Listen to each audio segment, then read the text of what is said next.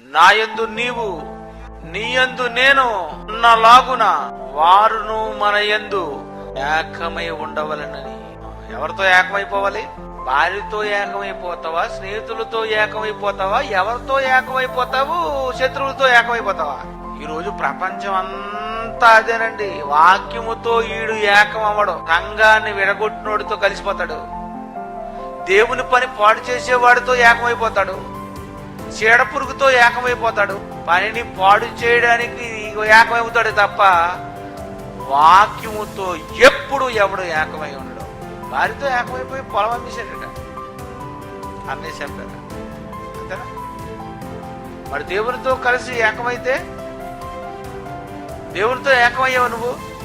అసలు దేవుడు ఉన్నాడని, నీతో యేసుప్రభు ఉన్నాడని, వాళ్ళిద్దరూ కలిసి నీ దగ్గరకు వచ్చేసారని, వాళ్ళు నీతో పని చేస్తారని, నీతోనే వాళ్ళు ఉంటారని, నీతో పని చేయించుకుంటారని, నీతో కలిసి పని చేస్తారని ఎవరికి తెలుసండి?